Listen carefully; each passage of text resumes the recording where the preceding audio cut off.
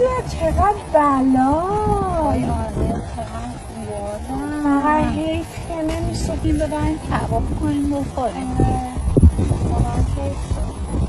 حالا بعد اگه صاحبش رو دیدیم یه چی بود دنبال سبزی میگشت الان سبزی مایم بیم بلال میخواسته نگاه فقط بری شما کاشون نوشی جان تا بخورن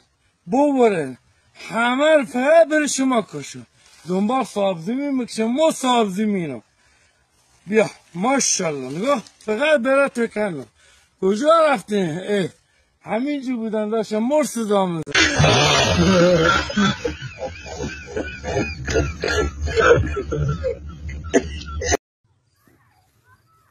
با عرض ادب احترام خدمت تمام دوستان عزیزان گل تمام مردم عزیز دوستان عزیزان خواهش میکنم یک نصیحت دوستانه نگاه کنه ما یه بابای کشاورز در دور سال زحمت کشیدم مسئول به اینجا رسوندم عزیزان لطف کردن آمدن خوب کار کردن آمدن جان بودن آمدن اینجا نشتن زیر سایه درخت استفاده کردن بعد استراحت کردن ولی چرا آمدن نگاه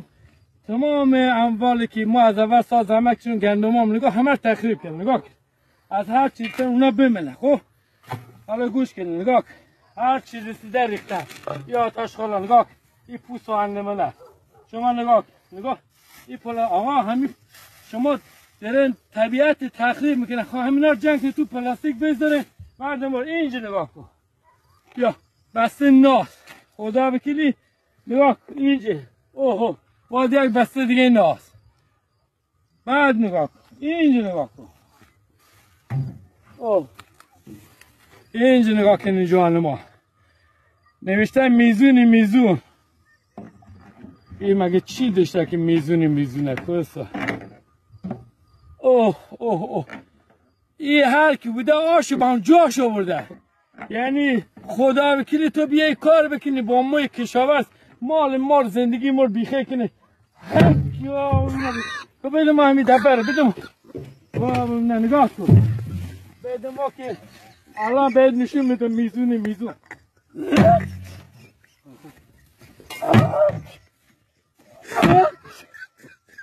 اگه به دستم مفیده که باید ما گفتم میزون چیه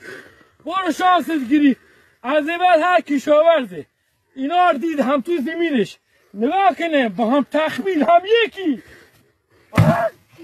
بزنه که خدا شکریا